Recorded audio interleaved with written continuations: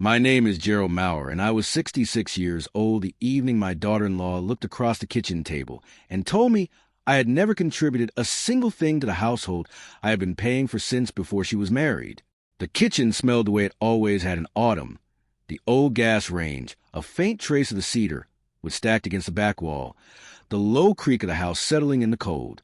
The elm tree in the yard had grown tall enough that its highest branches reached the window above the sink, and in the glow from the porch light, I could see the last of the leaves letting go. I had planted that tree in 1996. Renata had no idea what was about to happen. Welcome back to Channel, where the quiet ones finally get the last word. If you've ever spent years paying for something in silence while someone else took credit for out loud, this story is for you. Drop a comment and be sure to subscribe. Now, the house on Callaway Road in Millbridge, Ohio was not a house I had purchased. It was a house I had built. I want to be clear about that distinction because it matters, not for pride, not for sentiment, but because it is a factual foundation on which everything that follows rests. In 2003, I was 51 years old, a licensed structural engineer with 24 years at Kemner County Public Works behind me, and my wife Lorraine and I had sold a two-bedroom on Sycamore Lane, where we had raised Daniel, and banked the proceeds towards something we had been drawing and redrawing on graph paper for the better part of a decade. We broke ground on a Saturday in April. The lot was on a corner, sloped gently toward the east, and on the morning we started clearing it, the frost was still in the ground, and the air tasted like iron and wet soil. I remember thinking that was a good sign. I do not know why. I drew the plans myself. I pulled the permits through the county office on a Tuesday afternoon in February that year. I still remember the clerk's name, a woman named Sheila Dorff, who initialed the structural drawings and handed them back to me with a nod that felt like she had looked at them carefully, which she had. I hired a concrete crew for foundation work and a framing crew for the shell, and I paid them with money from an account I had kept separate from our household finances for 9 years. Lorraine used to call it the quiet account, not because it was secret, but because we never touched it for anything small. Daniel was 28 that spring. He came out on weekends and learned how to read a level. He hauled lumber. He made mistakes with a nail gun that I corrected without saying much about. By the time we hung the final interior door in June of the following year, he had developed a competence with his hands that I had not expected, and that I think changed something in how he understood himself. I noticed it and said nothing about it, which is how I usually showed approval. He knew. The deed was recorded in my name on August 14, 2004, at the Millbridge County Recorder's Office. I paid the mortgage, a modest one given my down payment, every single month from that day forward. In November of 2005, Lorraine was diagnosed, not with anything fast, a slow, systematic failure of the connective tissue in her spine that took 11 years to complete its work and left her in a wheelchair for the final 4 of them. I drove her to physical therapy at the Millbridge Rehabilitation Center on Garfield Avenue every Monday and Thursday morning for 6 years. I sat in the waiting area and read engineering journals and sometimes just sat. I drove her home. I made dinner. I paid the mortgage. I never missed either. Lorraine died in the spring of 2017. I was 65. Daniel had been living in an apartment across town with a woman named Renata, whom he had been seeing for 2 years, and 3 weeks after Lorraine's service, which was small and quiet and attended by 21 people, most of them Lorraine's colleagues from the school district where she had worked. Daniel came to the house and asked if I would be all right. I said I thought I would be. He said Renata and he had been talking. He said it might make sense if I was willing for them to move in rather than have me rattle around the house alone. He said he wanted to be close. The radiator in the front room ticked twice in the quiet after he said it. The afternoon light was coming in flat through the west windows, the way it does in April when the sun is still low. His face was open and earnest in the way that it always has been, and I understood that he meant every word, and that his primary motivation was genuine care for me. I told him that sounded like a reasonable plan. They moved in on a Friday in June of 2017.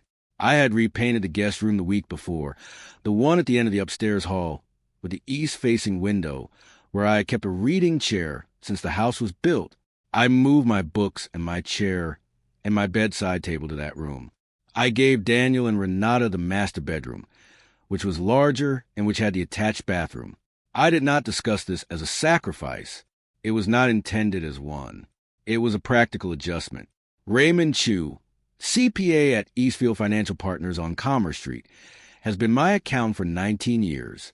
At our quarterly review on September 12, 2017, a Tuesday morning, 9 o'clock, in his office with a perpetual smell of printer ink and old carpet, I mentioned to Raymond that Daniel and Renata were now living in a house on Callaway Road, and that I intended to continue paying the mortgage, utilities, and property taxes as I had always done.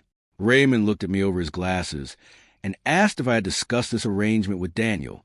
I said I had not, specifically. Raymond said, "Gerald, that is information that probably ought to be in writing somewhere." I said I would think about it. I did not write anything down. This is a thing I would come to understand differently later. For the first year, things in the house were fine in a way that early arrangements are often fine, which is to say that the tensions were present but not yet surfaced, and everyone was making an effort, and the effort had the quality of something that could be maintained indefinitely if no one examined it too closely. Renata was organized and capable and had a directness that I respected, even when it did not extend warmth in my direction. She redecorated the main sitting room in the winter of 2018 without asking. I noticed and said nothing. She took over the grocery account in early 2019 and began managing what was purchased and how much. I noticed and said nothing. Daniel and Renata married in August of 2018 in a ceremony at a venue outside of town that cost $43,000, of which I contributed $12 quietly, in the form of a check I left on the kitchen counter with a card. Neither of them mentioned the check to me afterward. I did not bring it up. What I paid for that house across those years was this: the mortgage every month from August 2004 to the present, at a figure that had settled, after refinancing in 2012, to $1,140 monthly. Property taxes, paid in 2 installments per year at the county office on Maple Street, averaging $3,200 annually for previous decade. All utilities, gas, electric, water, trash, in my name, on auto pay from my checking account. The new water heater in February 2019, when the old one failed at 11 o'clock on a Sunday night, and Renata stood in the hallway with her arms crossed while I called the emergency plumber. The roof inspection in March of the following year, and the repairs that followed. $4,200 to Harmon Roofing, whose owner Dale Harmon came by on a Wednesday afternoon and shook my hand in the driveway and told me the flash it would hold for 20 years. None of this appeared on any household document Renata could see. The mortgage came out of my account and went to First Central Lending on the first of every month. The utilities were in my name, and I paid them directly. From Renata's perspective, and I can't understand this slowly, over a long time, the house simply operated. Daniel's income went to their joint account, covered their personal expenses, and life continued. The financial infrastructure underneath it, the structure I had built and maintained and continued to pay for, was invisible to her. Invisible things, I've learned, are easy to misidentify. If you cannot see what is holding something up, it is very natural to conclude that nothing is. The first direct comment came in February of 2020. I was at the kitchen table at 7:15 in the morning with coffee and the newspaper, the physical paper, which I have had delivered since 1988. The kitchen window was frosted at the corners, and the radiator was cycling on and off with its familiar metallic tick.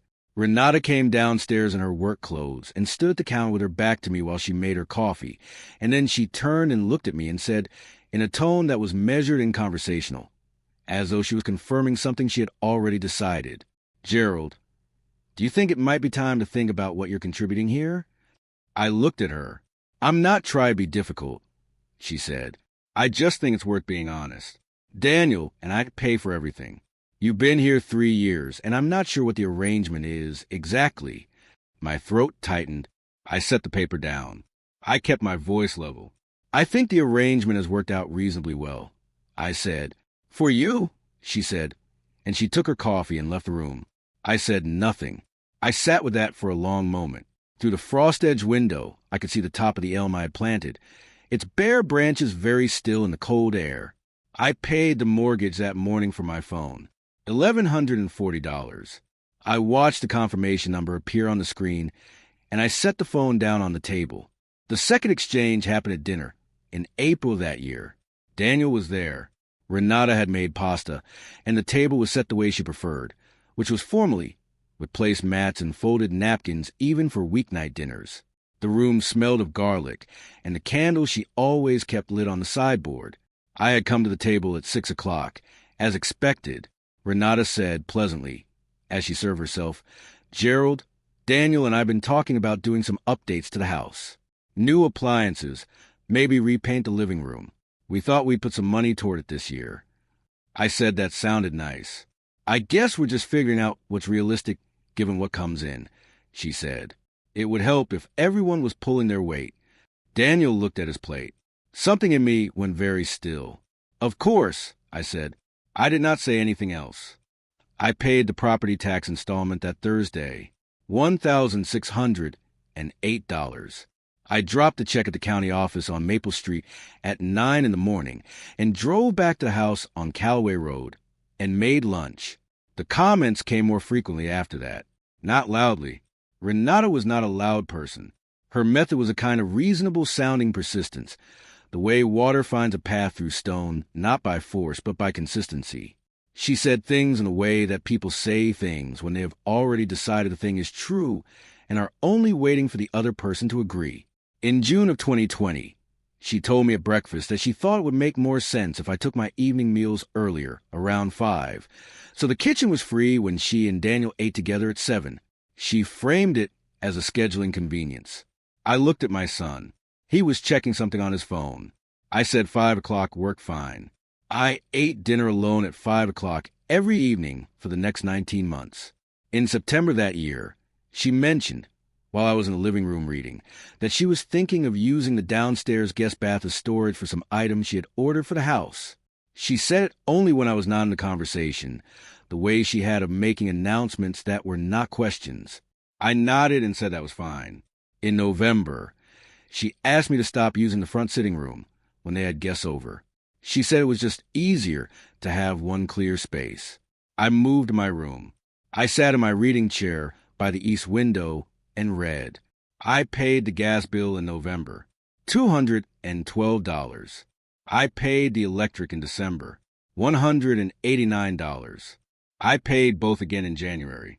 The shelf in the refrigerator happened in February of 2021.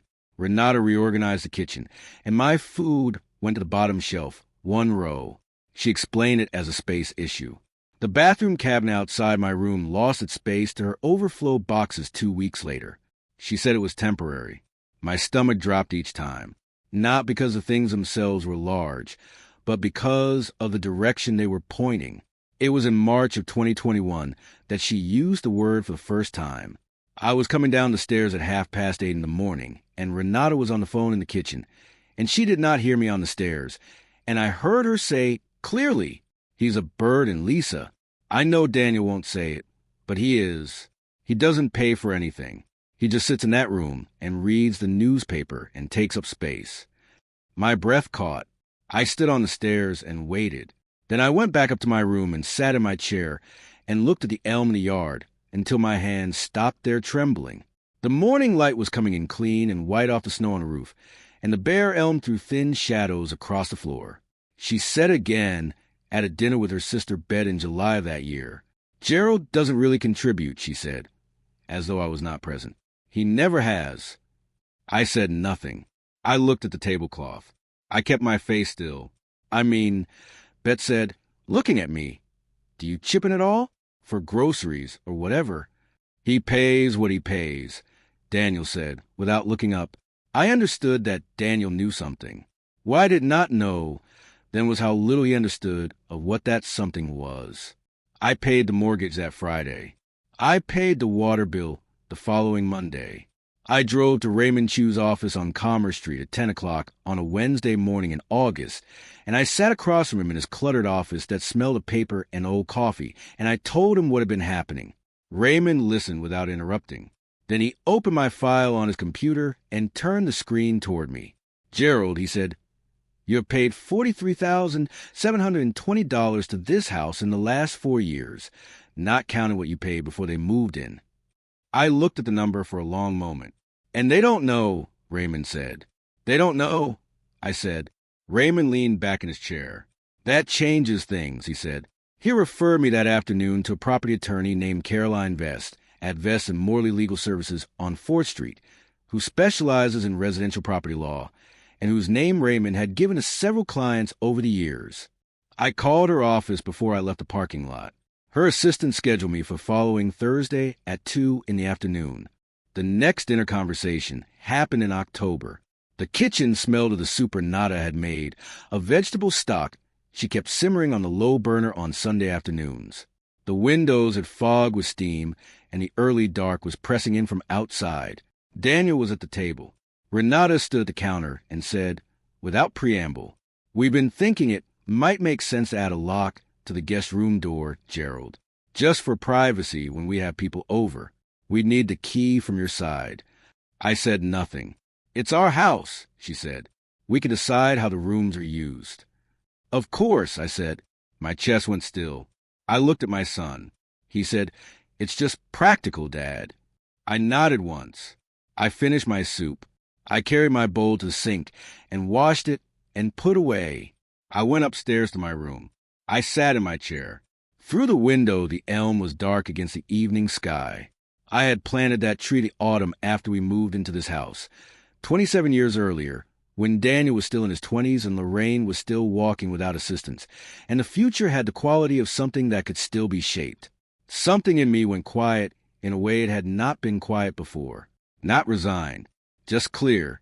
I was 69 years old. I had paid for this house for 20 years, and I was being asked for the key to my own room. It was a Thursday in November of 2021 at 7:43 in the morning. When I sat down at the desk in my room and did what I should perhaps have done 3 years earlier. The light was thin and cold through the east window. The elm was bare, its branches precise against the gray sky. I could hear the house settling in the way it does when the temperature drops, the faint tick from the walls, the particular sound of frame that has been standing for 17 years, and that I know the way a man knows his own name. I opened the folder I kept in the bottom drawer of my desk. The deed was on top. It was a certified copy from the county recorder, printed on heavy bond paper, with the official stamp in the upper right corner. My name was on the second line, as owner of record, as it had been since August of 2004. I sat with it for a long time. I thought about Lorraine. I thought about the quiet account we had built together, the one we had never touched for anything small, and how the balance had gone into this foundation, these walls, this floor. I thought about the graph paper drawings we had made on the dining room table in the house on Sycamore Lane, redrawing the kitchen twice, because she wanted the window over the sink to face the elm we were planning to plant. She had been very specific about the elm. She had looked it up in a book from the library and told me at dinner one night that elm trees were the oldest street trees in Ohio, and that she wanted one to mark the corner of the yard because she wanted something that would outlast us. It had.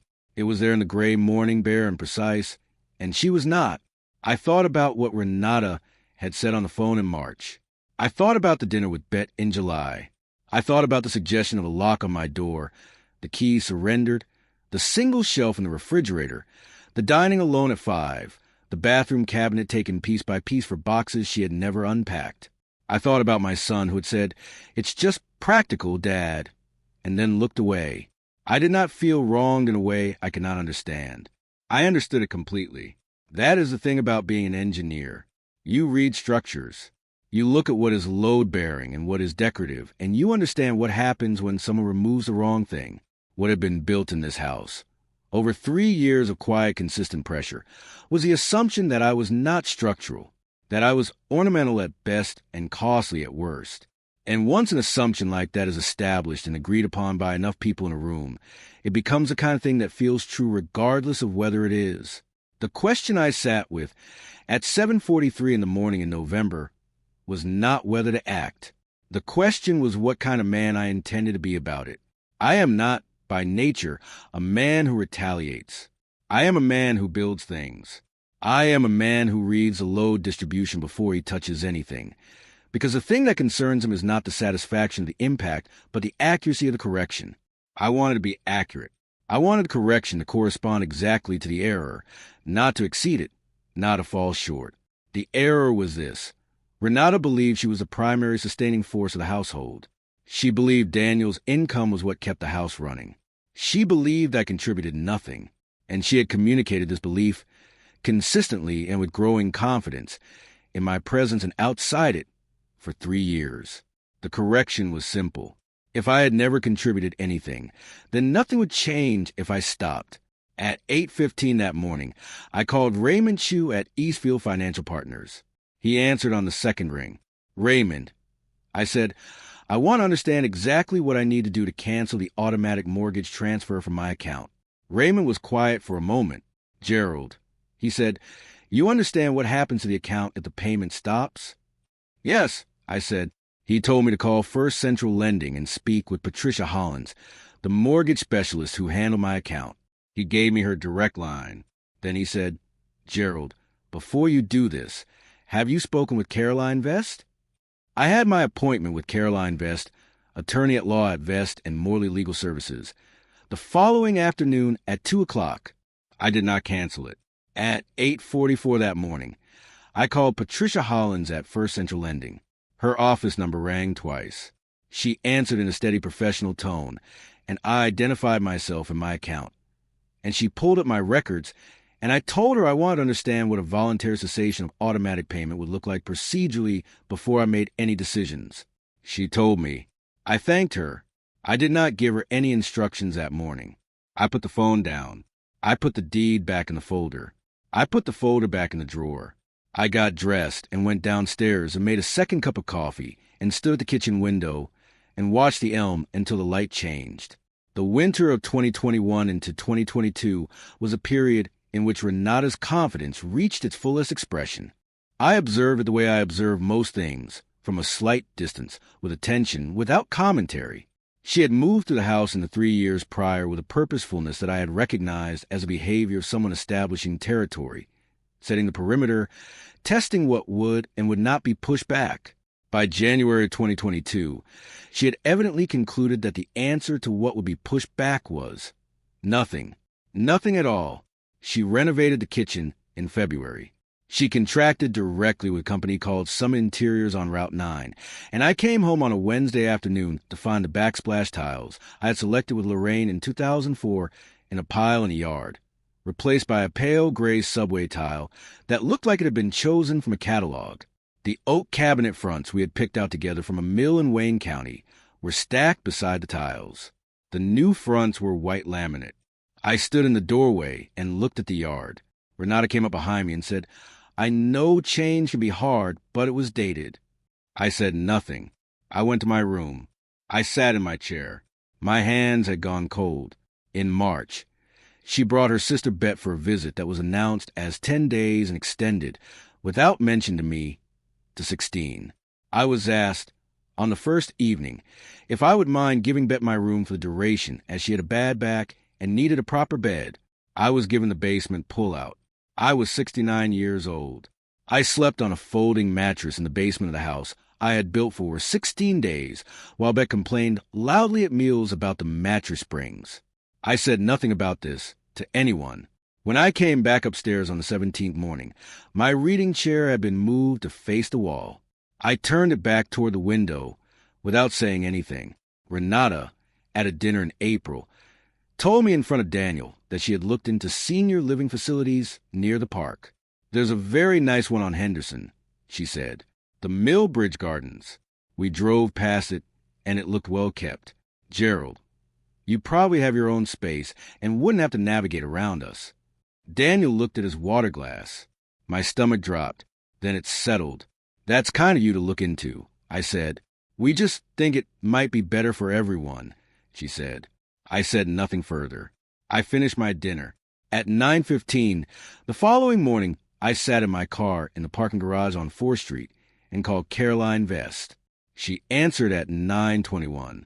I gave her the full account, the deed, the mortgage history, the payment records Raymond had assembled, the 17 years, the $43,000 since Daniel and Renata had moved in, the kitchen renovation, the basement. She listened. When I finished, she was quiet for a moment, and then she said, Gerald, do you want to sell, or do you want to establish what you own? I thought about it. I want to establish what I own, I said. All right, she said. Coming Thursday. I drove home. The elm was beginning to leaf out in the April warmth. The first pale green was just visible at the branch tips, the same small specific green it turned every spring, and I sat in the driveway for a moment and looked at it before I went inside.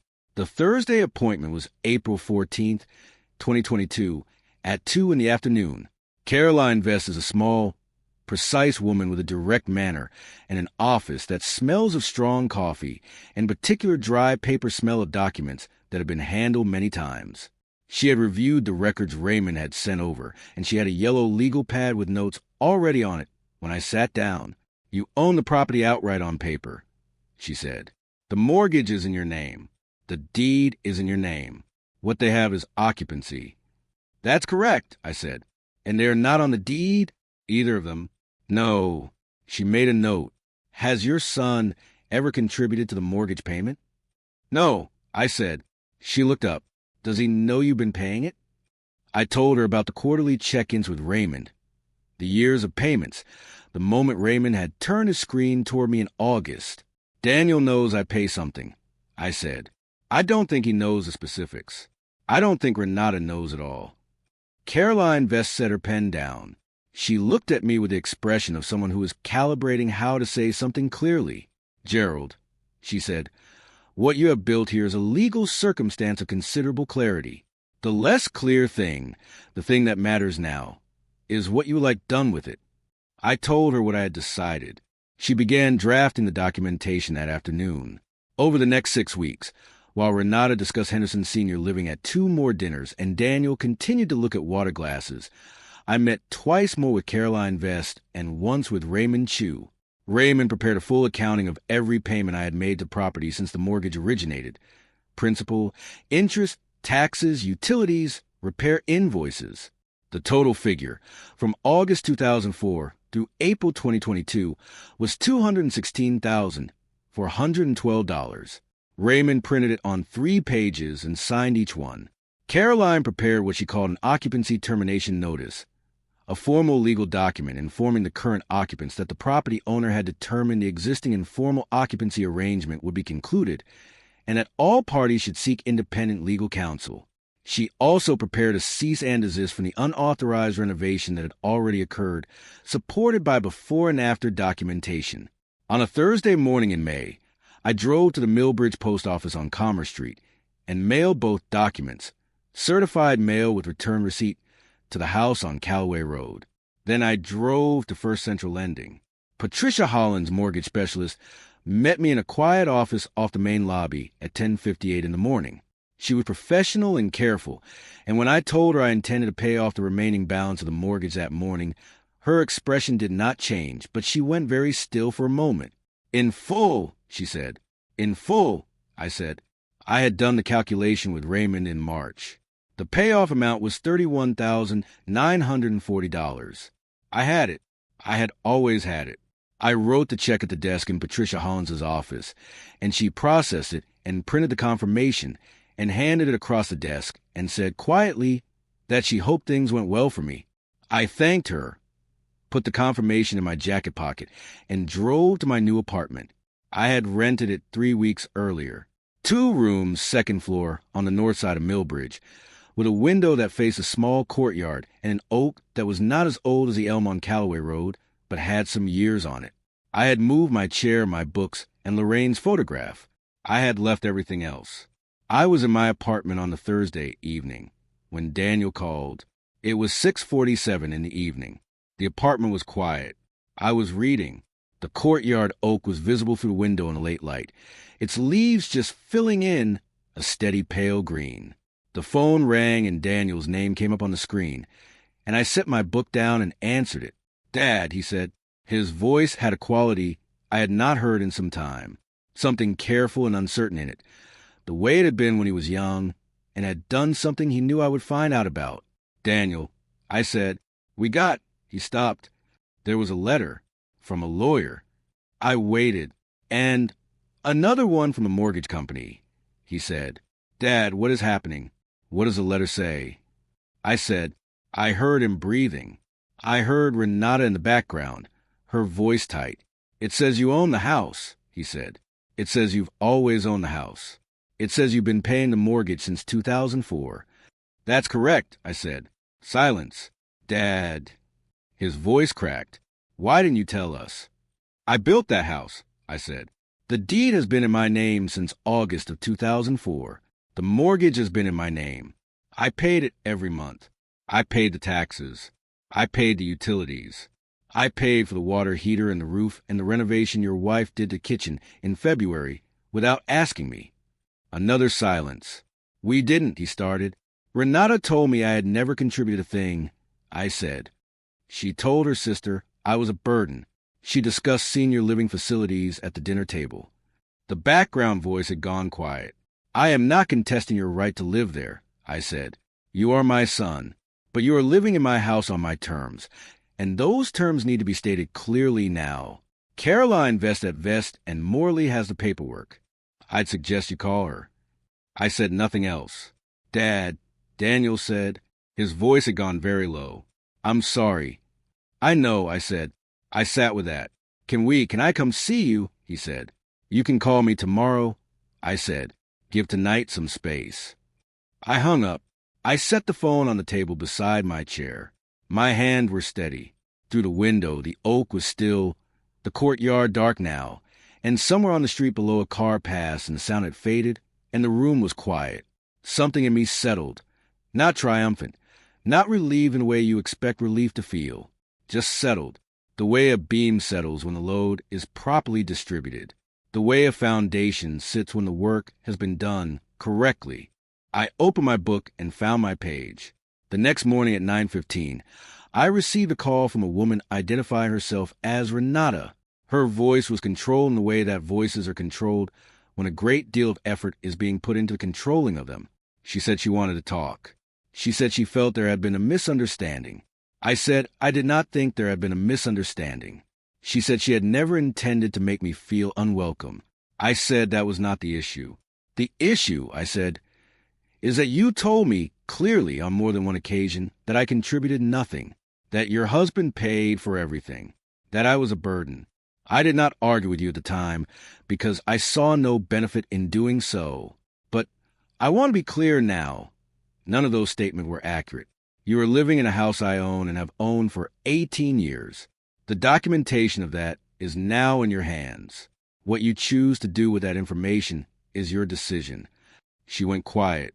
Her face. I cannot see it, but her voice went flat in a way that voices do when the face has gone still. We need to talk about what happens next, she said. My attorney will be in contact, I said. I'll talk to my son when he's ready. I ended the call. I poured myself a second cup of coffee and stood at the window and watched the oak in the courtyard for a while. A sparrow was working at something in the leaves. The morning light was coming in at the angle it always does at that time of year, flat and clean, and the room smelled of coffee and the faint cedar of the bookshelf I had moved from Callaway Road, and it was quiet in the way that places are quiet when they belong to you. I sat down at my desk and opened the mortgage payoff confirmation from Patricia Hollins and looked at it one more time. $31,940. Paid in full. The house on Callaway Road, recorded in the name of Gerald Mauer, was no longer mortgaged. It was simply mine. I put the document back in the folder. I put the folder in the drawer. I made a note to call Caroline Vest before noon. What followed over the next several months was not dramatic. That is perhaps the thing most worth saying. Daniel came to my apartment on a Saturday afternoon in late May. Without Renata, he sat across from me at the small kitchen table, and he was quiet for a long time, and then he said he had not understood the specifics of the financial arrangement and that he wished he had.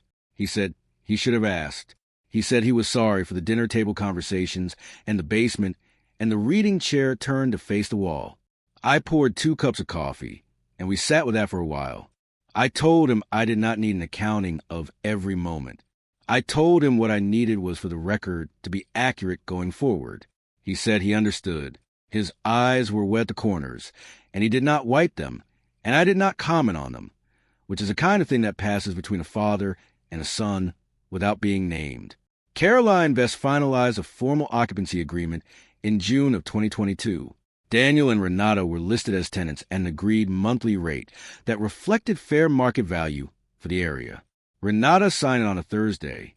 I was not present. The kitchen renovation, the gray tile and the white laminate that had replaced the oak fronts Lorraine had chosen from a mill in Wayne County, was addressed in a separate repair agreement. I did not ask for the original materials back. They were gone.